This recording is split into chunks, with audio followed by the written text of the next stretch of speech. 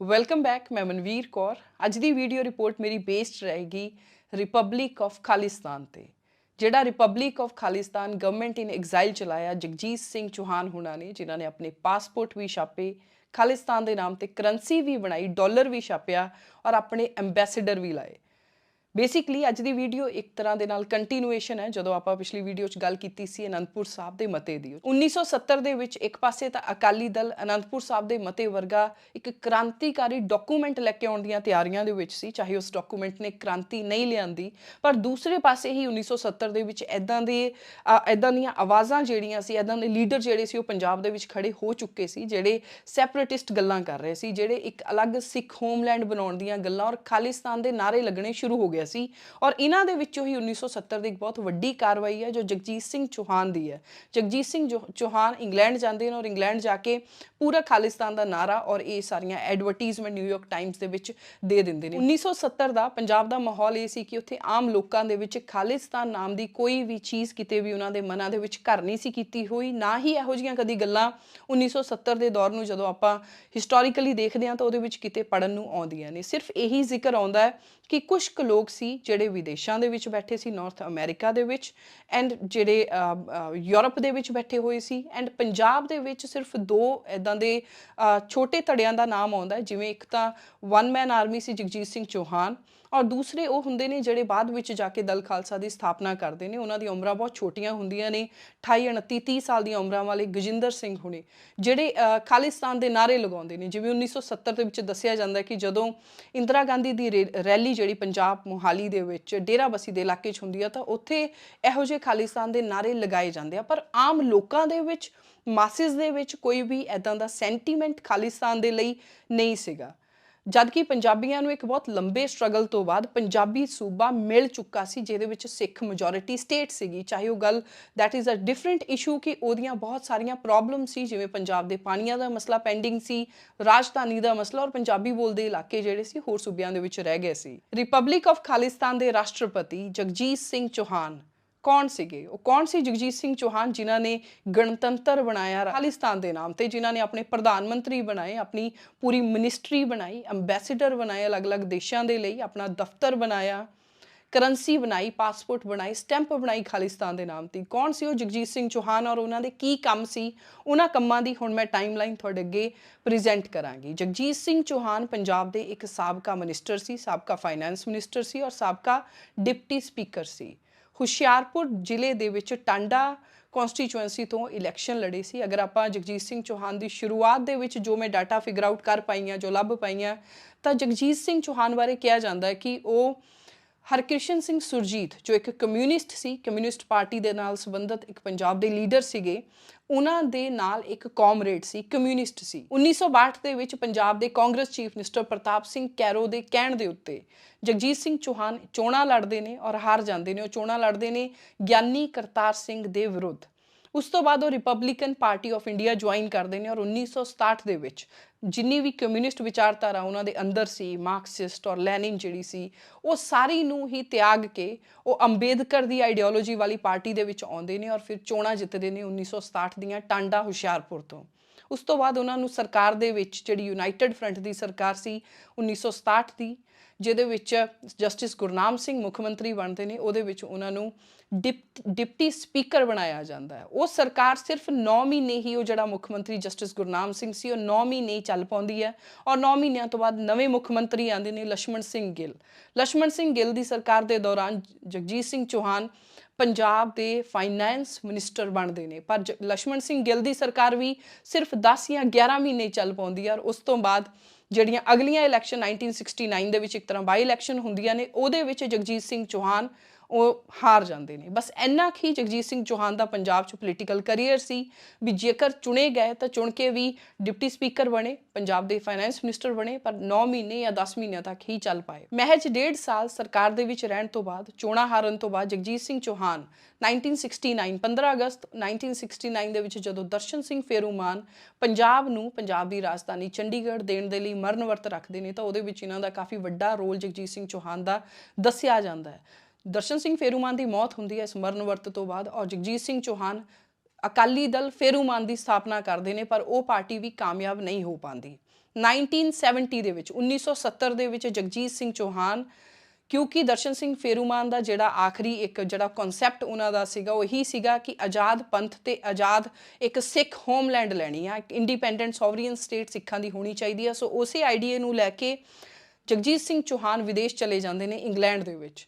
ਜਦੋਂ ਇੰਗਲੈਂਡ ਪਹੁੰਚਦੇ ਨੇ ਤਾਂ ਇੰਗਲੈਂਡ ਦੇ ਵਿੱਚ UK ਦੇ ਵਿੱਚ ਆਲਰੇਡੀ ਬਹੁਤ ਇੱਦਾਂ ਦੇ ਲੋਕ ਹੁੰਦੇ ਨੇ ਜਿਹੜੀਆਂ ਆਪਣੀਆਂ ਗਤੀਵਿਧੀਆਂ ਜਿਹੜੀਆਂ ਨੇ ਸਿੱਖ ਹੋਮਲੈਂਡ ਦੇ ਲਈ ਚਲਾ ਰਹੇ ਹੁੰਦੇ ਨੇ, ਜਿਵੇਂ ਕਿ ਚਰਨ ਸਿੰਘ ਪੰਛੀ, ਜਿਵੇਂ ਕਿ ਅਮਰੀਕਾ ਦੇ ਵਿੱਚ ਗੰਗਾ ਸਿੰਘ ਢਿੱਲੋਂ, ਹੋਰ ਵੀ ਬਹੁਤ ਨਾਮ ਆ UK ਦੇ ਵਿੱਚ ਜਿਹੜੇ ਸਿੱਖਾਂ ਨੇ ਸਿੱਖ ਨੇਸ਼ਨ ਲੈਂਡ ਦੇ ਲਈ ਬਣਾਉਣ ਦੇ ਲਈ ਬਹੁਤ ਆਪਣਾ activities United Kingdom Akali Dal ਦੇ ਅੰਦਰ ਕਰਦੇ ਪਏ ਸੀ। 31 ਅਕਤੂਬਰ 1971 ਦੇ ਵਿੱਚ ਨਿਊਯਾਰਕ ਟਾਈਮ ਦੀ ਇੱਕ ਫੁੱਲ ਪੇਜ ਦੀ ਐਡਵਰਟੀਜ਼ਮੈਂਟ ਮਸ਼ਹੂਰੀ ਆਉਂਦੀ ਹੈ। ਉਸ ਮਸ਼ਹੂਰੀ ਦੇ ਵਿੱਚ ਇਸ ਚੀਜ਼ ਦਾ ਖਾਲਿਸਤਾਨ ਦਾ, ਸਿੱਖ ਹੋਮਲੈਂਡ ਦਾ, ਸਿੱਖ ਨੇਸ਼ਨ ਦਾ ਪੂਰਾ ਇਸ਼ਤਿਹਾਰ ਦਿੱਤਾ ਜਾਂਦਾ। ਔਰ ਇੱਕ ਤਰ੍ਹਾਂ ਦੇ ਨਾਲ ਇੱਕ ਉਸ ਸਮੇਂ ਦੇ ਲੋਕਾਂ ਦੇ ਲਈ ਇਹ ਸਰਪ੍ਰਾਈਜ਼ਿੰਗ ਫੈਕਟਰ ਵੀ ਹੋਏਗਾ ਕਿ ਜਿਹੜਾ ਖਾਲਿਸਤਾਨ ਜੋ ਐਗਜ਼ਿਸਟ ਹੀ ਨਹੀਂ ਕਰਦਾ ਜਾਂ ਜਿਹਦੇ ਬਾਰੇ ਕੋਈ ਸਿੱਖਾਂ ਦੇ ਵਿੱਚ ਉਸ ਸਮੇਂ 1970 ਦੇ ਵਿੱਚ ਖਾਸ ਗੱਲਬਾਤ ਹੈ ਹੀ ਨਹੀਂ ਸੀ, ਸਿੱਖਾਂ ਦੇ ਵਿੱਚ ਅਲੱਗ ਹੋਮਲੈਂਡ, ਅਲੱਗ ਦੇਸ਼ ਲੈਣ ਦੀ ਕੋਈ ਗੱਲ ਚੱਲ ਹੀ ਨਹੀਂ ਸੀ ਰਹੀ। ਉਸ ਸਮੇਂ ਗਲੋਬਲ ਪੱਧਰ ਤੇ, ਵਿਸ਼ਵ ਪੱਧਰ ਦੇ ਉੱਤੇ ਨਿਊਯਾਰਕ ਟਾਈਮ ਵਰਗੇ ਅਖਬਾਰ ਦੇ ਵਿੱਚ ਪੂਰੀ ਐਡਵਰਟੀਜ਼ਮੈਂਟ ਖਾਲਿਸਤਾਨ ਦੀ ਆਉਂਦੀ ਹੈ ਔਰ ਇੱਕ ਪੂਰਾ ਖਾਲਿਸਤਾਨ ਮੈਟਰ ਜਿਹੜਾ ਹੈ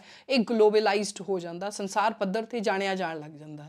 ਇਸ ਤੋਂ ਬਾਅਦ ਪੜ੍ਹਦੇ ਹੋਏ ਸਾਹਮਣੇ ਆਇਆ ਕਿ ਜਗਜੀਤ ਸਿੰਘ ਚੌਹਾਨ ਨੇ ਕਾਫੀ millions of dollars and pound ਜਿਹੜੇ ਆ ਇਸ ਮਸ਼ਹੂਰੀ ਤੋਂ ਬਾਅਦ ਇਕੱਠੇ ਕੀਤੇ। ਸ਼੍ਰੋਮਣੀ ਅਕਾਲੀ ਦਲ ਸੰਤ ਫਤਿਹ ਸਿੰਘ, ਉਹਨਾਂ ਨੇ ਤਾਂ ਆਪਣੇ ਸਾਰੇ ਰਿਸ਼ਤੇ ਜਗਜੀਤ ਸਿੰਘ ਚੌਹਾਨ ਨਾਲ ਇਸ ਤੋਂ ਬਾਅਦ ਤੋੜ ਲਏ ਸੀ।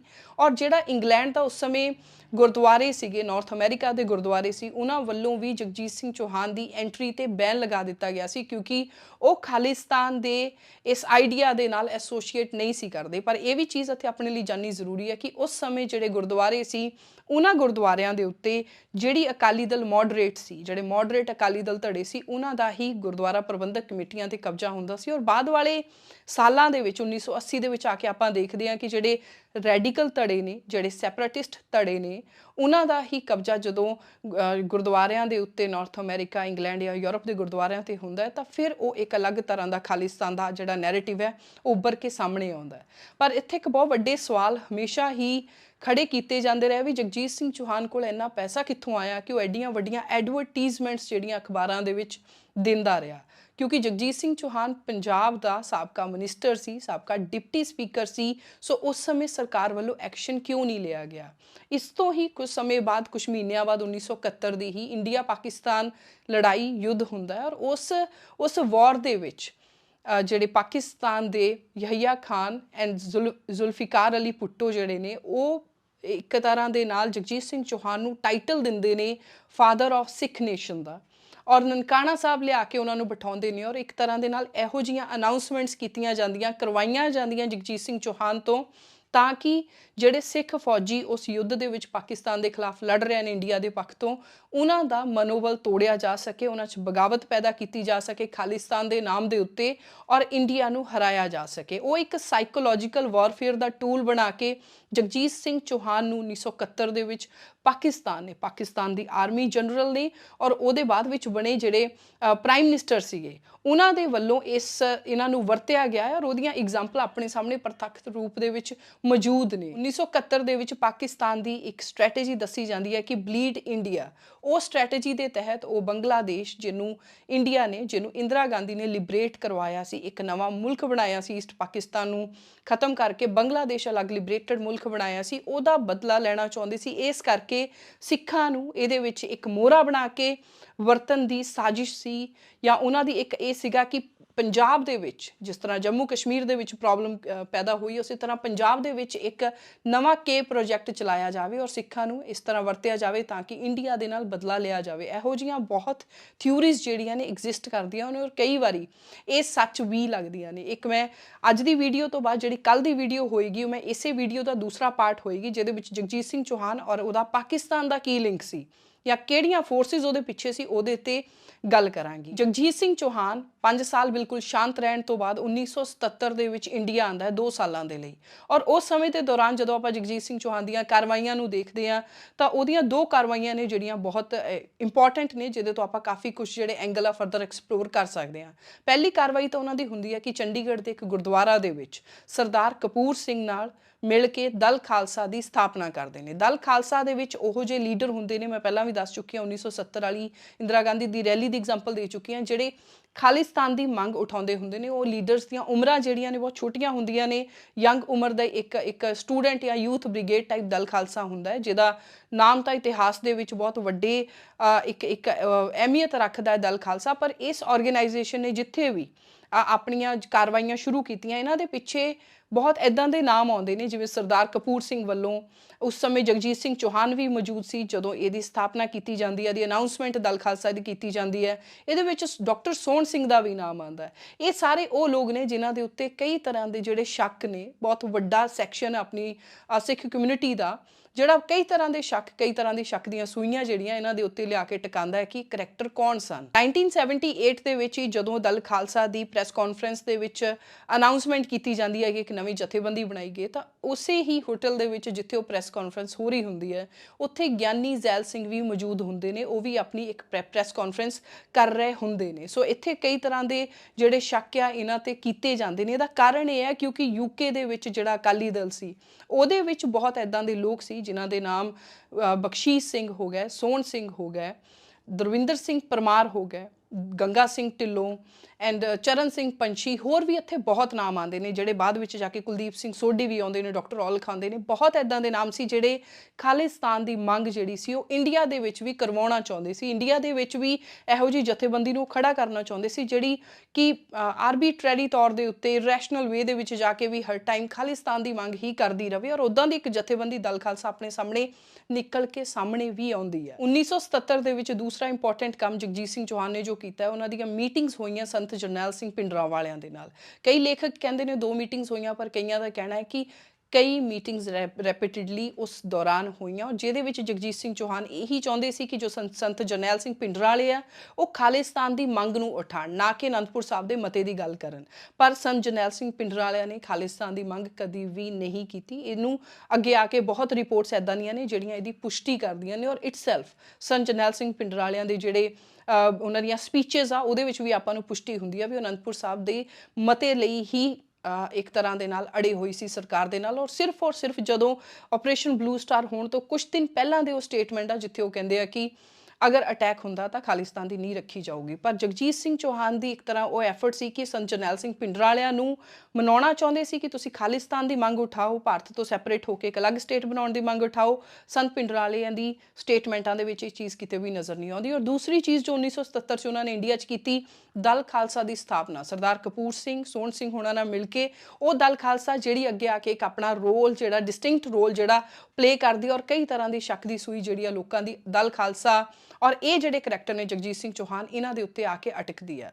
हुण एक किताब है रमेश इंदर सिंह जी की जिहदे विच टरमोइल्स इन पंजाब, जिहदे विच वो चीज़ कहंदे ने कि जगजीत सिंह चौहान की मुलाकात इंदिरा गांधी दे नाल हुंदी है।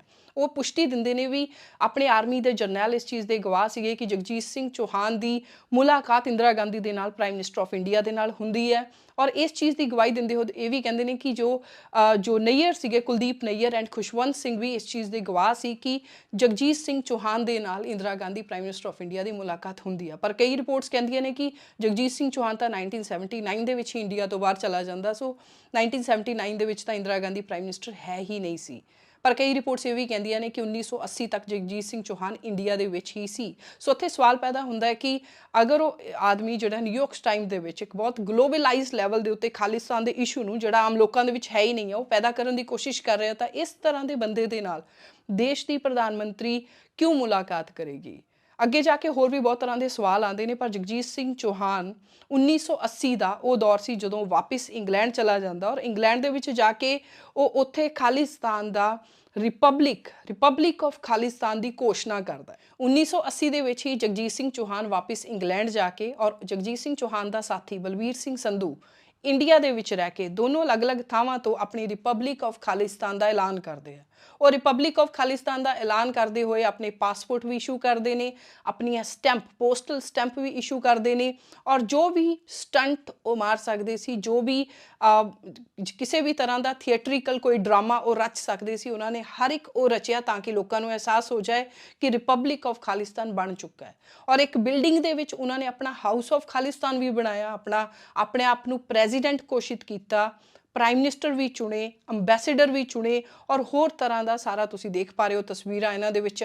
ਪ੍ਰਾਈਮ ਮਿਨਿਸਟਰ ਨਿਹੰਗ ਬਾਣੇ ਦੇ ਵਿੱਚ ਜਿਹੜੇ ਆ ਉਹ ਵੀ ਨਜ਼ਰ ਆ ਰਹੇ ਨੇ। ਰਿਪਬਲਿਕ ਆਫ ਖਾਲਿਸਤਾਨ ਬਣਾਇਆ, ਪਰ ਜਿਹੜਾ ਉਹ ਖਾਲਿਸਤਾਨ ਸੀ, ਗਣਤੰਤਰ ਸੀ ਜਿਹੜਾ ਇਹ, ਉਹ ਖਾਲਿਸਤਾਨ ਤੇ ਧਰਤੀ ਤੇ ਕਿਸੇ ਵੀ ਲੈਂਡ ਦੇ ਉੱਤੇ, ਕਿਸੇ ਵੀ ਜ਼ਮੀਨ ਤੇ ਐਗਜ਼ਿਸਟ ਨਹੀਂ ਸੀ ਕਰਦਾ। ਬਲਵੀਰ ਸਿੰਘ ਸੰਧੂ ਜਿਹੜੇ ਇਹਨਾਂ ਦੇ ਸਾਥੀ ਸੀ, ਉਹਨਾਂ ਨੇ ਇੰਡੀਆ ਦੇ ਵਿੱਚ ਦਰਬਾਰ ਸਾਹਿਬ ਕੰਪਲੈਕਸ ਦੇ ਵਿੱਚ ਰਹਿੰਦੇ ਹੋਏ ਉਹਨਾਂ ਨੇ ਇਹੋ ਜਿਹੇ ਸਰਕੂਲਰ ਵੰਡੇ, ਪਾਸਪੋਰਟ ਵੰਡੇ ਔਰ ਇੱਥੇ ਵੀ ਕਾਉਂਸਲ ਦਾ ਐਲਾਨ ਕੀਤਾ। ਉਹਨਾਂ ਦੇ ਇੱਦਾਂ ਦੇ ਵੀ ਸਰਕੂਲਰ ਨਿਕਲੇ ਜਿਹਦੇ ਵਿੱਚ ਉਹਨਾਂ ਨੇ ਪਿੰਡਾਂ ਦੇ ਲੋਕਾਂ ਨੂੰ ਇਹ ਹੁਕਮ ਦਿੱਤੇ ਕਿ ਖਾਲਸਾ ਪੰਚਾਇਤਾਂ ਬਣਾਈਆਂ ਜਾਣ ਜਾਂ ਆਪਣਾ ਪੂਰਾ ਜਿਹੜਾ ਖਾਲਸਾ ਰਿਵਾਇਤਾਂ ਦੇ ਅਨੁਸਾਰ ਜਿਹੜਾ ਸਾਰਾ ਮੈਨੇਜਮੈਂਟ ਆ ਉਹ ਕੀਤੀ ਜਾਵੇ, ਔਰ ਜੇ ਕੋਈ ਵੀ ਸਰਕਾਰੀ ਭ੍ਰਸ਼ਟਾਚਾਰੀ ਦਿਖੇਗਾ, ਭ੍ਰਸ਼ਟਾਚਾਰ ਕਰਦਾ ਸਰਕਾਰੀ ਅਫਸਰ ਤਾਂ ਉੱਤੇ ਕਾਰਵਾਈ ਕਰੇਗਾ ਖਾਲਸਾ ਰਾਜ।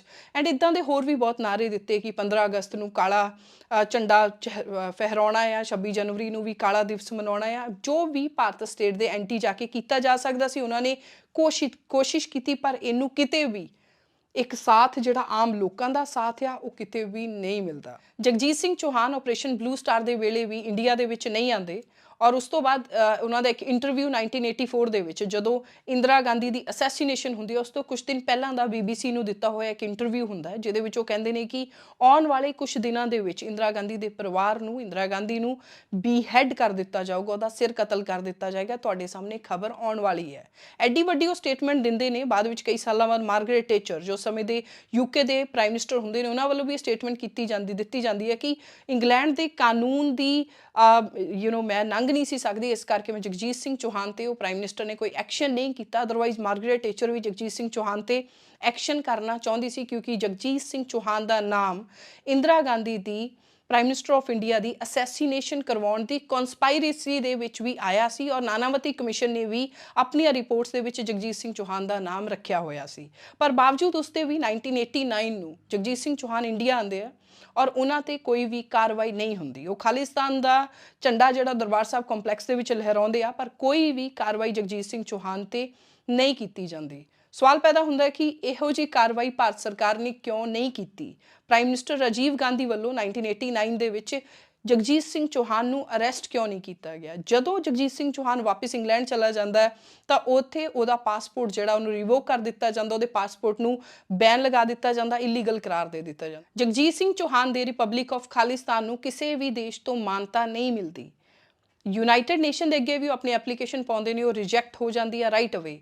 ਲੇਕਿਨ ਇੱਕ ਦੇਸ਼ ਹੁੰਦਾ ਜੋ ਸਾਊਥ ਅਮਰੀਕਾ ਦਾ ਦੇਸ਼ ਹੈ ਇਕਵਾਡੋਰ, ਉਹਦੇ ਚੋਂ ਇੱਕ ਤਰ੍ਹਾਂ ਦੇ ਨਾਲ ਇਹ ਖਬਰਾਂ ਆਉਂਦੀਆਂ ਨੇ, ਪੜ੍ਹਦੇ ਹੋਏ ਵੀ ਸਾਹਮਣੇ ਆਉਂਦੀਆਂ ਨੇ ਵੀ ਉਸ ਦੇਸ਼ ਜੋ ਸਾਊਥ ਅਮਰੀਕਾ ਦਾ ਇੱਕ ਛੋਟਾ ਜਿਹਾ ਦੇਸ਼ ਹੈ, ਤੁਸੀਂ ਇਹਦੇ 'ਚ ਦੇਖ ਪਾ ਰਹੇ ਹੋ ਨਕਸ਼ੇ ਦੇ ਵਿੱਚ, ਇਸ ਦੇਸ਼ ਨੇ ਸਿੱਖਾਂ ਨੂੰ ਰਿਪਬਲਿਕ ਆਫ ਖਾਲਿਸਤਾਨ ਦੀ ਜਿਹੜੀ ਮਿਨਿਸਟਰੀ ਸੀ, ਪ੍ਰੈਜ਼ੀਡੈਂਟ ਸੀ, ਉਹਨਾਂ ਨੂੰ ਆਪਣੀ ਐਮਬੈਸੀ ਬਣਾਉਣ ਦੀ ਮਾਨਤਾ ਦਿੱਤੀ ਔਰ ਉੱਥੇ ਅੰਬੈਸਡਰ ਵੀ ਬਾਕਾਇਦਾ ਤੌਰ ਤੇ president of republic of Khalistan Jagjit Singh Chauhan ਆਪਣਾ ਅੰਬੈਸਡਰ ਵੀ ਇਸ ਦੇਸ਼ ਦੇ ਵਿੱਚ ਲਾਉਂਦੇ ਨੇ। ਐਕਵਾਡੋਰ ਜੋ ਸਾਊਥ ਅਮਰੀਕਾ ਦਾ ਇੱਕ ਛੋਟਾ ਜਿਹਾ ਦੇਸ਼ ਹੈ, ਉਹ ਕਿਉਂ ਇੱਕ ਇਹੋ ਜਿਹੇ ਦੇਸ਼ ਦੀ ਅੰਬੈਸੀ ਖੋਲ੍ਹਣ ਦੀ ਇਜਾਜ਼ਤ ਦੇਵੇਗਾ ਜਿਹੜਾ ਦੇਸ਼ ਕਿਤੇ ਵੀ ਇਸ ਦੁਨੀਆ ਦੇ ਵਿੱਚ ਐਗਜ਼ਿਸਟ ਨਹੀਂ ਕਰਦਾ। ਤਾਂ ਇਹਦੇ ਤੇ ਕਈ ਸਵਾਲ ਅੱਗੇ ਆਉਂਦੇ ਨੇ। ਪਹਿਲਾ ਸਵਾਲ ਤਾਂ ਇਹ ਹੈਗਾ ਕਿ ਜੋ ਮੇਰੇ ਰਿਸਰਚ ਕਰਦੇ ਸਾਹਮਣੇ ਆਇਆ ਹੈ ਕਿ ਇਸ ਦੇਸ਼ ਨੂੰ, ਇਸ ਸਾਊਥ ਅਮਰੀਕਨ ਕੰਟਰੀ ਨੂੰ ਕਿਸਾਨਾਂ ਦੀ ਜ਼ਰੂਰਤ ਸੀ ਤਾਂ ਕਿ ਇੱਥੋਂ ਦੀ ਖੇਤੀਬਾੜੀ ਨੂੰ ਵਧਾਇਆ ਜਾ ਸਕੇ। ਸੋ ਉਹਦੇ ਲਈ ਉਹਨਾਂ ਦਾ ਇੱਕ ਇਹ ਸਟੰਟ ਹੋ ਸਕਦਾ ਤਾਂ ਕਿ ਵੱਧ ਤੋਂ ਵੱਧ ਜਿਹੜੇ ਸਿੱਖ ਨੇ, ਪੰਜਾਬੀ ਨੇ, ਉਹਨਾਂ ਨੂੰ ਉੱਥੇ ਆ ਕੇ ਖੇਤੀਬਾੜੀ। ਦੂਸਰੀ ਗੱਲ ਇਹ ਹੈ ਕਿ ਜਿਹੜਾ ਉੱਥੋਂ ਦੀ ਉਸ ਸਮੇਂ ਦੇ ਪ੍ਰਧਾਨ ਮੰਤਰੀ ਸੀ ਜਾਂ ਉਸ ਸਮੇਂ ਦੀ ਜੋ ਸੱਤਾਧਾਰੀ ਧਿਰ ਸੀ, ਉਹਨਾਂ ਦੇ ਵਿੱਚ ਉਹ ਰੈਵੋਲਿਊਸ਼ਨਰੀ ਸੀਗੇ ਜਾਂ ਉਹਨਾਂ ਦੀ ਜਿਹੜੀ ਇੱਕ ਬਹੁਤ ਛੇਤੀ ਉਹਨਾਂ ਦੀ ਸਰਕਾਰ ਬਦਲ ਜਾਂਦੀ ਆ, ਉਹਨਾਂ ਦੇ ਕੁਝ ਲੀਡਰਸ ਦਾ ਆਪਣਾ ਝੁਕਾਵ ਹੋ ਸਕਦਾ ਫॉर ਐਨੀ ਪਰਟੀਕੂਲਰ ਰੀਜ਼ਨ। ਪਰ ਉਸ ਤੋਂ ਬਾਅਦ ਜੋ ਆਤਮਾ ਸਿੰਘ ਦਾ ਇੱਕ ਨਾਮ ਆਉਂਦਾ ਹੈ ਕਿ ਇਕਵਾਡੋਰ ਦੇ ਵਿੱਚ ਰਹਿਣ ਵਾਲਾ ਓਨਲੀ ਸਿੱਖ ਜਿਹੜਾ ਸੀ ਉਹ ਆਤਮਾ ਸਿੰਘ ਸੀ। ਪਰ ਜਦੋਂ ਆਪਾਂ ਉਸ ਆਤਮਾ ਸਿੰਘ ਤੇ ਫਰਦਰ ਸਟੱਡੀ ਕਰਦੇ ਹਾਂ ਤਾਂ ਉਹ ਆਤਮਾ ਸਿੰਘ ਸਿੱਖ ਨਹੀਂ ਸੀ, ਉਹ ਇੱਕ ਕਨਵਰਟਡ ਸਿੱਖ ਸੀ, ਉਹ ਇੱਕ ਇਟਾਲੀਅਨ ਸੀ ਔਰ ਇਟਾਲੀਅਨ ਤੋਂ ਉਹ ਸਿੱਖ ਬਣ ਚੁੱਕਾ ਸੀ। ਔਰ ਆਤਮਾ ਸਿੰਘ ਦੇ ਅੱਗੇ ਰਿਸ਼ਤੇ ਜਿਹੜੇ ਆ ਉਹ ਕਈ ਰਿਸਰਚ ਕਰਦੇ ਹੋਏ ਮੇਰੇ ਸਾਹਮਣੇ ਆਇਆ ਵੀ ਉਸ ਜਰਨਲ ਨੇ ਇਸ ਚੀਜ਼ ਨੂੰ ਪਬਲਿਸ਼ ਕੀਤਾ ਕਿ ਆਤਮਾ ਸਿੰਘ ਇੱਕ ਇਟਾਲੀਅਨ ਮਾਫੀਆ ਦੇ ਨਾਲ ਜੁੜਿਆ ਬੰਦਾ ਸੀ ਔਰ ਭੇਸ ਬਦਲ ਕੇ, ਇੱਕ ਤਰ੍ਹਾਂ ਦੇ ਨਾਲ ਭੇਸ ਬਦਲ ਕੇ ਉਹਦਾ, ਕਿਉਂਕਿ ਨਾਰਕੋ ਲਿੰਕ ਸੀਗਾ, ਸਿੱਖ ਬਣ ਕੇ ਰਹਿੰਦਾ ਸੀ ਔਰ ਉਹਦੇ ਵੱਲੋਂ ਹੀ ਉੱਥੇ ਫਰਦਰ ਜਿਹੜੀਆਂ ਸਾਰੀਆਂ ਕਾਰਵਾਈਆਂ ਜਿਹੜੀਆਂ ਸਰਕਾਰ ਨਾਲ ਮਿਲ ਕੇ ਕਰਨ ਦੀਆਂ ਕੋਸ਼ਿਸ਼ਾਂ ਸੀ। ਪਰ ਜਦੋਂ ਭਾਰਤ ਸਰਕਾਰ ਨੇ, ਜਦੋਂ ਗਵਰਨਮੈਂਟ ਆਫ ਇੰਡੀਆ ਨੇ ਐਕਵਾਡੋਰ, ਉਸ ਸਾਊਥ ਅਮਰੀਕਨ ਕੰਟਰੀ ਤੋਂ ਜਵਾਬ ਮੰਗਿਆ ਇਸ ਚੀਜ਼ ਦਾ, ਤਾਂ ਉਸ ਦੇਸ਼ ਦੀ ਸਰਕਾਰ ਨੇ ਜੋ ਭਾਰਤ ਸਰਕਾਰ ਨੂੰ ਜਵਾਬ ਦਿੱਤਾ ਉਹਦੇ ਵਿੱਚ ਉਹਨਾਂ ਨੇ ਸਾਫ਼ ਕਿਹਾ ਕਿ ਇੱਦਾਂ ਦਾ ਕੋਈ ਵੀ ਐਮਬੈਸੀ ਖਾਲਿਸਤਾਨ ਦੇ ਨਾਮ ਤੇ ਅਸੀਂ ਨਹੀਂ ਖੋਲੀ, ਨਾ ਹੀ ਉਸ ਖਾਲਿਸਤਾਨ ਨਾਮ ਜਿਹੜਾ ਦੇਸ਼ ਜਾਂ ਰਿਪਬਲਿਕ ਆਫ ਖਾਲਿਸਤਾਨ ਅਸੀਂ ਉਹਨੂੰ ਰੈਕੋਗਨਾਈਜ਼ ਕਰਦੇ ਹਾਂ, ਅਸੀਂ ਭਾਰਤ ਨੂੰ ਮੰਨਦੇ ਹਾਂ। ਇਹ ਚੀਜ਼ ਮੈਂ ਸਕਰੀਨ ਤੇ ਤੁਹਾਡੇ ਅੱਗੇ ਚਲਾ ਰਹੀ ਹਾਂ। ਇੱਕ ਬਹੁਤ ਵੱਡਾ ਗਿਮਿਕ, ਇੱਕ ਬਹੁਤ ਵੱਡਾ ਮਜ਼ਾਕ ਲੱਗਦਾ ਹੈ ਜਦੋਂ ਇਹੋ ਜਿਹੀਆਂ ਚੀਜ਼ਾਂ ਪੂਰੀ ਮੈਂ ਇਹ ਜਿਹੜੀ ਟਾਈਮਲਾਈਨ ਤੁਹਾਨੂੰ ਦੱਸੀ ਹੈ ਇਹਨੂੰ ਜੋ ਤੁਸੀਂ ਸੁਣਦੇ ਹੋ ਧਿਆਨ ਨਾਲ, ਤਾਂ ਇੱਦਾਂ ਲੱਗਦਾ ਕਿ ਬਹੁਤ ਵੱਡਾ ਮਜ਼ਾਕ ਕੀਤਾ ਗਿਆ। ਕਿਹਦੇ ਨਾਲ? ਸਿੱਖਾਂ ਦੇ ਨਾਲ, ਪੂਰੀ ਸਿੱਖ ਕਮਿਊਨਿਟੀ ਦੇ ਨਾਲ, ਔਰ ਖਾਸ ਤੌਰ ਤੇ ਉਹਨਾਂ ਲੋਕਾਂ ਦੇ ਨਾਲ ਜਿਹੜੇ ਜਗਜੀਤ ਸਿੰਘ ਚੌਹਾਨ ਨੂੰ ਪਿੱਛੇ ਫੰਡ ਪ੍ਰੋਵਾਈਡ ਕਰਵਾ ਰਹੇ ਸੀ, ਕਿਉਂਕਿ ਬਿਨਾਂ ਫੰਡਸ ਤੋਂ, ਬਿਨਾਂ ਮੋਟੇ ਫੰਡਸ ਤੋਂ ਐਡਾ ਵੱਡਾ ਪ੍ਰੋਸੈਸ ਕਰਨਾ ਉਹ ਇੰਪੋਸੀਬਲ ਲੱਗਦਾ ਸੀ। ਜਗਜੀਤ ਸਿੰਘ ਚੌਹਾਨ ਨੇ ਜਿਹੜਾ house of republic of Khalistan ਬਣਾਇਆ ਸੀ ਉਹਦੇ ਬਾਹਰ ਵੀ ਨਿਹੰਗ ਬੋਡੀਗਾਰਡ ਰੱਖੇ ਹੋਏ ਸੀ, ਐਂਡ ਇੱਕ ਜਗਜੀਤ ਸਿੰਘ ਚੌਹਾਨ ਨੂੰ ਵੀ ਇੰਗਲੈਂਡ ਦੀ ਸਰਕਾਰ ਵੱਲੋਂ ਸਿਕਿਉਰਿਟੀ ਮੁਹੱਈਆ ਸੀ, ਬਹੁਤ ਸਿਕਿਉਰਿਟੀ ਗਾਰਡ ਉਹਨਾਂ ਨੂੰ ਮਿਲੇ ਹੋਏ ਸੀ, ਕੀਨੀਅਨਸ। ਸੋ ਇੱਕ ਬਹੁਤ ਲੈਵਿਸ਼ ਲਾਈਫ ਸਟਾਈਲ ਉਹ ਜੀਂਦੇ ਸੀਗੇ, ਔਰ ਬਹੁਤ ਵੱਡੇ ਵੱਡੇ ਸਟੰਟ ਵੀ ਮਾਰੇ, ਸਿੰਬੋਲਿਕ ਖਾਲਿਸਤਾਨ ਵੀ ਬਣਾਇਆ ਜਿਹੜਾ ਗਲੋਬਲਾਈਜ਼ਡ ਹੋਇਆ, ਜਿਹੜਾ ਚਰਚਾ ਦੇ ਵਿੱਚ ਆਇਆ। ਪਰ ਇਹਦੇ ਨਾਲ ਅਲਟੀਮੇਟਲੀ ਮਿਲਿਆ ਕੀ? ਅੱਜ ਇਸ ਸਮੇਂ ਪੂਰੇ ਦੇਸ਼ ਭਰ ਦੇ ਵਿੱਚ ਇੱਕੋ ਹੀ, ਪੂਰੀ ਦੁਨੀਆ ਭਰ ਦੇ ਵਿੱਚ ਇੱਕੋ ਹੀ ਦੇਸ਼ ਹੈ ਐਕਵਾਡੋਰ, ਜਿੱਥੇ ਕਦੀ ਜਗਜੀਤ ਸਿੰਘ ਚੌਹਾਨ ਇਹ ਕਹਿੰਦਾ ਸੀ ਜੀ ਕਿ ਖਾਲਿਸਤਾਨ ਦੀ ਪਹਿਲੀ ਐਮਬੈਸੀ ਜਿਹੜੀ ਆ ਉੱਥੇ ਬਣੀ ਆ। ਅੱਜ ਉਸ ਦੇਸ਼ ਦੇ ਵਿੱਚ ਟਰੈਵਲ ਰਿਸਟ੍ਰਿਕਸ਼ਨਸ ਆ ਸਿੱਖਾਂ ਦੇ ਉੱਤੇ। ਉਹਨਾਂ ਦੀ ਟਰੈਵਲ ਐਡਵਾਈਜ਼ਰੀ ਦੇ ਵਿੱਚ ਸਾਫ਼ ਤੁਸੀਂ ਪੜ੍ਹ ਸਕਦੇ ਹੋ, ਉਹਨਾਂ ਨੇ ਕਿਹਾ ਕਿ ਕੋਈ ਵੀ ਦੁਨੀਆ ਦੇ ਵਿੱਚੋਂ ਕਿਸੇ ਵੀ ਦੇਸ਼ ਦਾ ਵਾਸੀ 90 ਦਿਨਾਂ ਲਈ ਉਹਨਾਂ ਦੇ ਦੇਸ਼ ਦੇ ਵਿੱਚ ਆ ਕੇ ਰਹਿ ਸਕਦਾ, ਔਨ ਅਰਾਈਵਲ ਵੀਜ਼ਾ ਮਿਲਦਾ ਹੈ। ਪਰ ਐਕਸੈਪਟ ਕੁਝ ਦੇਸ਼ਾਂ ਦੇ ਨਾਮ ਨੇ, ਔਰ ਐਟ ਦਾ ਐਂਡ ਤੁਸੀਂ ਪੜ੍ਹ ਸਕਦੇ ਹੋ ਸਿੱਖਾਂ ਨੂੰ ਵੀਜ਼ਾ ਨਹੀਂ ਮਿਲੇਗਾ, ਐਕਸੈਪਟ 6 ਪਰਟੀਕੂਲਰ ਸਿੱਖਾਂ ਨੂੰ ਹੀ ਉਸ ਦੇਸ਼ ਦੇ ਵਿੱਚ ਜਾਣ ਤੇ ਟਰੈਵਲ ਬੈਨ ਆ। ਟਰੈਵਲ ਬੈਨ ਕਿਹਨੇ ਲਵਾਇਆ? ਉਹਨਾਂ ਨੇ ਲਵਾਇਆ ਜਿਹੜੇ ਕਿ ਕਾਉਂਸਿਲ ਆਫ ਖਾਲਿਸਤਾਨ, ਜਿਹੜੇ ਰਿਪਬਲਿਕ ਆਫ ਖਾਲਿਸਤਾਨ ਦੇ ਰਾਸ਼ਟਰਪਤੀ ਸੀ, ਪ੍ਰਧਾਨ ਮੰਤਰੀ ਸੀ, ਔਰ ਅੰਬੈਸਡਰ ਸੀਗੇ। ਇਸ ਚੀਜ਼ ਦੀ ਵੀ ਪੋਸੀਬਿਲਿਟੀ ਹੈਗੀ ਹੈ ਕਿ ਐਕਵਾਡੋਰ ਦੀ ਸਰਕਾਰ ਨੇ ਇੱਕ ਤਰ੍ਹਾਂ ਦੇ ਨਾਲ ਭਾਰਤ ਸਰਕਾਰ ਅੱਗੇ ਗੋਡੇ ਟੇਕੇ ਹੋਣੀ ਆ, ਉਹ ਪ੍ਰੈਸ਼ਰ ਦੇ ਵਿੱਚ ਆ ਕੇ ਉਹਨਾਂ ਨੇ ਜਿਹੜਾ ਖਾਲਿਸਤਾਨ ਦਾ ਸਮਰਥਨ ਕਰਨਾ ਉਹ ਬੰਦ ਕਰ ਦਿੱਤਾ ਹੋਵੇ। ਪਰ ਇਹ ਚੀਜ਼ ਸਵਾਲ ਬਹੁਤ ਵੱਡਾ ਪੈਦਾ ਹੁੰਦਾ ਹੈ ਕਿ ਅਮਰੀਕਾ ਦੇ ਵਿੱਚ ਜਾਂ ਇੰਗਲੈਂਡ ਦੇ ਵਿੱਚ ਬੈਠੇ ਹੋਏ ਉਹ ਕਿਹੜੇ ਬਿਜ਼ਨਸਮੈਨ ਸੀ, ਉਹ ਕਿਹੜੇ ਕਾਰੋਬਾਰੀ ਸੀ ਜਿਨ੍ਹਾਂ ਦਾ ਪੈਸਾ ਇਸ ਪਾਸੇ ਨੂੰ ਲੱਗਦਾ ਸੀ ਕਿ ਐਕਵਾਡੋਰ ਦੇ ਵਿੱਚ ਉਹ ਬੈਂਕ ਅਕਾਊਂਟ ਖੋਲ੍ਹਦਾ ਹੈ ਜਗਜੀਤ ਸਿੰਘ ਚੌਹਾਨ ਦਾ, ਖਾਲਿਸਤਾਨ ਦਾ, ਰਿਪਬਲਿਕ ਆਫ ਖਾਲਿਸਤਾਨ ਦਾ, ਔਰ ਉਸ ਤੋਂ ਬਾਅਦ ਉਹ ਕਹਿੰਦੇ ਜੀ ਅਸੀਂ ਆਪਣਾ ਜਿਹੜਾ ਅਸੈਂਬਲੀ ਆ ਉੱਥੇ ਜਿਹੜੀ ਸਾਡਾ ਕੌਂਸੂਲੇਟ ਆ, ਫੋਰਨ ਆਫਿਸ ਆ, ਅਸੀਂ ਉੱਥੇ ਬਣਾ ਰਹੇ ਹਾਂ। ਜਗਜੀਤ ਸਿੰਘ ਚੌਹਾਨ ਦੀ ਮਿਹਰਬਾਨੀ ਜਾਂ ਰਿਪਬਲਿਕ ਆਫ ਖਾਲਿਸਤਾਨ ਦੀ ਮਿਹਰਬਾਨੀ ਹੈ ਕਿ ਇਸ ਦੁਨੀਆ ਦੇ ਵਿੱਚ ਇਕਲੌਤਾ ਦੇਸ਼, ਸਾਊਥ ਅਮਰੀਕਨ ਦੇਸ਼ ਐਕਵਾਡੋਰ, ਜਿੱਥੇ ਸਿੱਖਾਂ ਦੇ ਜਾਣ ਤੇ ਪਾਬੰਦੀ ਹੈ। ਹੁਣ ਇਹ ਕਿਹੋ ਜਿਹੀ ਖਾਲਿਸਤਾਨ ਦੀ ਗੇਮ ਹੋਈ ਕਿ ਜਿਹਦੇ ਵਿੱਚੋਂ ਇੱਕ ਦੇਸ਼ ਦੇ ਵਿੱਚ ਪੂਰੇ ਸਿੱਖਾਂ ਤੇ ਹੀ ਪਾਬੰਦੀ ਆ, ਉਹਨਾਂ ਦੀ ਟਰੈਵਲ ਐਡਵਾਈਜ਼ਰੀ ਦੇ ਉੱਤੇ, ਵੈਬਸਾਈਟ ਦੇ ਉੱਤੇ ਲਿਖਿਆ ਆਉਂਦਾ ਹੈ। ਜਗਜੀਤ ਸਿੰਘ ਚੌਹਾਨ ਦੇ ਨਾਲ ਜਾਂ ਰਿਪਬਲਿਕ ਆਫ ਖਾਲਿਸਤਾਨ ਦੇ ਨਾਲ ਜੁੜੇ ਹੋਏ ਬਹੁਤ ਨਾਮ ਇੱਥੇ ਮੈਂ ਲੈ ਸਕਦੀ ਹਾਂ ਜੋ ਮੇਰੇ ਰਿਸਰਚ ਕਰਦੇ ਸਾਹਮਣੇ ਆਏ ਨੇ, ਜਿਨ੍ਹਾਂ ਦਾ ਨਸ਼ਾ ਤਸਕਰੀ ਦਾ ਕੰਮ ਸੀ, ਜਿਹੜੇ ਨਸ਼ਾ ਤਸਕਰੀ ਦੇ ਵਿੱਚ ਬਹੁਤ ਥਾਵਾਂ ਤੇ ਫੜੇ ਵੀ ਗਏ ਨੇ। ਇਹ ਨਾਮ ਤੁਸੀਂ ਇਹਦੇ ਵਿੱਚ ਰੀਡ ਕਰ ਸਕਦੇ ਹੋ ਕਿ ਕਿਵੇਂ ਅਫਗਾਨਿਸਤਾਨ ਪਾਕਿਸਤਾਨ ਦੇ ਬਾਰਡਰ ਤੋਂ ਅਫੀਮ ਸਪਲਾਈ ਕਰਨ ਦਾ, ਓਪੀਅਮ ਸਮਗਲਿੰਗ ਦਾ ਕੰਮ ਕਰਨ ਵਾਲੇ ਲੋਕ ਵੀ ਇਹਦੇ ਵਿੱਚ ਸ਼ਾਮਿਲ ਸੀ। ਆਤਮਾ ਸਿੰਘ ਦੀ ਵੀ ਮੈਂ ਐਗਜ਼ਾਮਪਲ ਦੇ ਚੁੱਕੀ ਹਾਂ ਕਿ ਉਹ ਇਟਾਲੀਅਨ ਮਾਫੀਆ ਦਾ ਦੱਸਿਆ ਜਾਂਦਾ ਸੀ। ਸੋ ਇਹ ਲੋਕ ਸੀ ਜਿਹੜੇ ਇਕੱਠੇ ਹੋ ਕੇ ਰਿਪਬਲਿਕ ਆਫ ਖਾਲਿਸਤਾਨ, ਗਣਤੰਤਰ ਆਫ ਖਾਲਿਸਤਾਨ ਬਣਾ ਰਹੇ ਸੀ। ਜਗਜੀਤ ਸਿੰਘ ਚੌਹਾਨ ਦੇ ਨਾਲ ਜੁੜੀ ਹੋਈ ਇੱਕ ਹੋਰ ਸਟੋਰੀ ਮੇਰੇ ਸਾਹਮਣੇ ਪੜ੍ਹਦੇ ਹੋਏ ਆਈ ਕਿ ਜਦੋਂ ਖੁਸ਼ਵੰਤ ਸਿੰਘ ਨੇ ਆਪਣੀ ਕਿਤਾਬ ਦੇ ਵਿੱਚ ਜਗਜੀਤ ਸਿੰਘ ਚੌਹਾਨ ਬਾਰੇ ਕੁਛ ਇੱਦਾਂ ਦੇ ਸ਼ਬਦ ਲਿਖੇ ਸੀ ਜਿਹਦੇ ਵਿੱਚ ਉਹਨਾਂ ਨੇ ਉਹਨੂੰ ਤੰਬਾਕੂ ਪੀਣ ਵਾਲਾ ਐਂਡ ਇੱਦਾਂ ਦੇ ਹੋਰ ਡੈਰੋਗੇਟਰੀ ਰਿਮਾਰਕ ਸੀਗੇ ਉਹ ਦਿੱਤੇ ਹੋਏ ਸੀ। ਉਸ ਤੋਂ ਬਾਅਦ ਜਗਜੀਤ ਸਿੰਘ ਚੌਹਾਨ ਇੰਗਲੈਂਡ ਦੀ ਕੋਰਟ ਦੇ ਵਿੱਚ ਡਿਫੈਮੇਟਰੀ ਸੂਟ ਜਿਹੜਾ ਆ ਉਹਦੇ ਤੇ ਫਾਈਲ ਕਰਦੇ ਆ ਖੁਸ਼ਵੰਤ ਸਿੰਘ ਦੇ, ਔਰ ਉਹਦੀ ਜਦੋਂ ਸੁਣਵਾਈ, ਉਹਦਾ ਫੈਸਲਾ ਹੁੰਦਾ, ਉਸ ਫੈਸਲੇ ਦੇ ਵਿੱਚੋਂ 1 ਪੈਨੀ ਫਾਈਨ ਜਿਹੜਾ ਖੁਸ਼ਵੰਤ ਸਿੰਘ ਨੂੰ ਕੀਤਾ ਜਾਂਦਾ। ਪਰ ਜਗਜੀਤ ਸਿੰਘ ਚੌਹਾਨ ਨੂੰ ਉਸ ਕੋਰਟ ਵੱਲੋਂ ਜੋ ਉਸ ਕੇਸ ਲੜਨ ਦੇ ਵਿੱਚ ਖਰਚਾ ਪਿਆ ਉਹ 66,000 ਪੌਂਡ ਪਿਆ।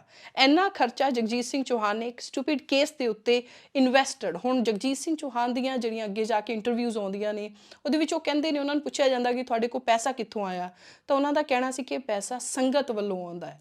ਸੋ ਸੰਗਤ ਦੇ ਪੈਸੇ ਦੇ ਉੱਤੇ ਇੱਦਾਂ ਦੇ ਗਿਮਿਕਸ, ਇੱਦਾਂ ਦੇ ਸਟੰਟਸ, ਇੱਦਾਂ ਦੇ ਸਿੰਬੋਲਿਜ਼ਮ ਕਿਤੇ ਕਿੰਨਾ ਕੁ ਆਪਣੇ ਲਈ ਸਹੀ ਸਾਬਿਤ ਹੋਇਆ। ਅੱਜ ਆਪਣੇ ਕੋਲ ਕੋਈ ਵੀ ਇੱਦਾਂ ਦਾ ਪ੍ਰਮਾਣ ਨਹੀਂ ਹੈਗਾ ਜਿੱਦਾਂ ਆਪਾਂ ਕਹਿ ਸਕੀਏ ਕਿ ਰਿਪਬਲਿਕ ਆਫ ਖਾਲਿਸਤਾਨ ਬਣਨ ਦੇ ਨਾਲ ਜਗਜੀਤ ਸਿੰਘ ਚੌਹਾਨ ਦੀ ਜਾਂ ਡਾਇਸਪੋਰਾ ਦੇ ਵਿੱਚ ਬੈਠੇ ਹੋਏ ਸਿੱਖਾਂ ਦੀ ਮਦਦ ਦੇ ਨਾਲ ਕੁਛ ਕੁ ਸਿੱਖਾਂ ਦੀ, ਨਾਟ ਜ਼ਿਆਦਾ, ਕੁਛ ਕੁ ਸਿੱਖ ਹੀ ਆ ਜਿਨ੍ਹਾਂ ਦੇ ਨਾਮ ਵੀ ਮੈਂ ਕਾਫੀ ਹੱਦ ਤੱਕ ਵਿੱਚ ਲੈ ਦਿੱਤੇ ਨੇ। ਕੈਨੇਡਾ ਦੇ ਵਿੱਚ ਕੁਲਦੀਪ ਸਿੰਘ ਸੋਢੀ ਹੁੰਦੇ ਨੇ, further on council of Khalistan ਚਲਾਉਂਦੇ ਨੇ, ਔਰ ਉਹਨਾਂ ਦੀ ਪ੍ਰੋਪਰ ਕਿਹਦੇ ਨਾਲ ਸਾਂਝ ਗਾਠ ਸੀ, ਜਗਜੀਤ ਸਿੰਘ ਚੌਹਾਨ ਦੇ ਪਿੱਛੇ ਕੌਣ ਸੀ, ਇਹਦੀ ਵੀਡੀਓ ਮੈਂ ਕੱਲ ਨੂੰ ਪਾਰਟ 2 ਜਿਹੜਾ ਇਹਦਾ ਅਪਲੋਡ ਕਰਾਂਗੀ। ਸੋ ਖਾਲਿਸਤਾਨ ਦੀ ਰਿਪਬਲਿਕ ਬਣਨ ਦੇ ਨਾਲ ਸਿੱਖਾਂ ਨੂੰ ਫਾਇਦਾ ਹੋਇਆ ਕਿ ਨੁਕਸਾਨ ਹੋਇਆ ਆਪਾਂ ਦੇਖ ਸਕਦੇ ਹਾਂ।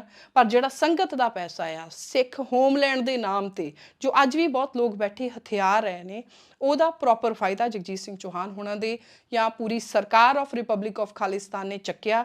ਔਰ ਇੱਕੋ ਹੀ ਦੇਸ਼ ਐਕਵਾਡੋਰ ਸਾਊਥ ਅਮਰੀਕਾ ਦਾ ਜਿਹਦੇ ਵਿੱਚ ਸਿੱਖਾਂ ਦੇ ਜਾਣ ਤੇ ਪਾਬੰਦੀ ਆ, ਉਹਨਾਂ ਦੀ ਟਰੈਵਲ ਐਡਵਾਈਜ਼ਰੀ ਦੇ ਵਿੱਚ ਅੱਜ ਵੀ ਤੁਸੀਂ ਸਰਚ ਕਰ ਸਕਦੇ ਹੋ, ਪਾਬੰਦੀ ਲੱਗੀ ਹੋਈ ਹੈ। ਇਸ ਪੂਰੇ ਘਟਨਾਕ੍ਰਮ ਨੂੰ ਦੇਖ ਕੇ ਤੁਹਾਨੂੰ ਵੀ ਲੱਗਦਾ ਹੋਵੇਗਾ ਕਿ ਕਿੰਨਾ ਥੀਏਟਰੀਕਲ ਐਂਡ ਡਰਾਮੈਟਿਕ ਜਿਹੜਾ ਐਂਡ ਐਂਟਰਟੇਨਮੈਂਟ ਨਾਲ ਭਰਿਆ ਹੋਇਆ ਆਈਡੀਆ ਆਫ ਖਾਲਿਸਤਾਨ ਸੀ ਜਗਜੀਤ ਸਿੰਘ ਚੌਹਾਨ ਦਾ, ਜਿਹੜਾ ਵਿਦੇਸ਼ਾਂ ਦੀ ਧਰਤੀ ਤੋਂ ਇੰਡੀਆ ਦੇ ਵਿੱਚ ਪੰਜਾਬ ਦੇ ਵਿੱਚ ਆ ਕੇ ਇਨਫਿਲਟਰੇਟ ਕਰਨ ਦੀ ਕੋਸ਼ਿਸ਼ ਸੀ, ਪਰ ਉਹ ਕਾਮਯਾਬ ਨਹੀਂ ਹੋ ਪਾਏ। ਔਰ ਵਿਦੇਸ਼ਾਂ ਦੇ ਵਿੱਚ ਹੀ ਇੱਕ ਬਹੁਤ ਵੱਡਾ ਉਹਨਾਂ ਨੇ ਆਪਣਾ ਪ੍ਰੋਪਾਗੈਂਡਾ ਜਿਹੜਾ ਸੀ ਉਹ propaganda ministry of republic of Khalistan ਨੇ ਚਲਾਇਆ ਔਰ ਉਹਦੇ ਵਿੱਚ ਕਾਮਯਾਬ ਵੀ ਰਿਹਾ।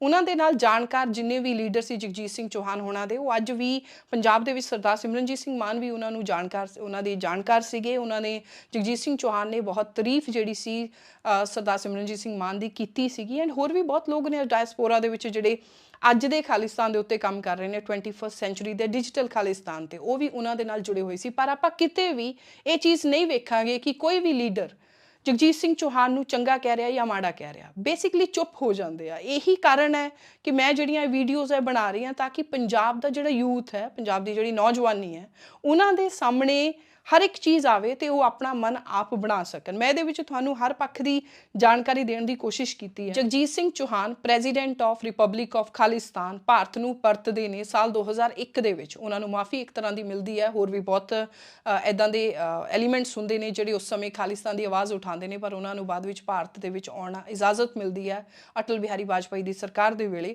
ਜਗਜੀਤ ਸਿੰਘ ਚੌਹਾਨ ਇੰਡੀਆ ਆਉਂਦੇ ਨੇ ਔਰ ਉਸ ਤੋਂ ਬਾਅਦ ਆ ਕੇ ਕਈ ਤਰ੍ਹਾਂ ਦੇ ਖੁਲਾਸੇ ਉਹ ਆਪਣੇ ਵੱਲੋਂ ਵੀ ਕਰਦੇ ਨੇ। ਕੱਲ ਦੀ ਵੀਡੀਓ ਦੇ ਵਿੱਚ ਆਪਾਂ ਗੱਲ ਕਰਾਂਗੇ ਕਿ ਕੀ ਜਗਜੀਤ ਸਿੰਘ ਚੌਹਾਨ ਪਾਕਿਸਤਾਨ ਦਾ ਬੰਦਾ ਸੀ, ਕੀ ਜਗਜੀਤ ਸਿੰਘ ਚੌਹਾਨ ਇੰਡੀਅਨ ਏਜੰਸੀਆਂ ਦਾ ਬੰਦਾ ਸੀ, ਜਾਂ Jagjit Singh Chauhan self motivated C. See you in the next video.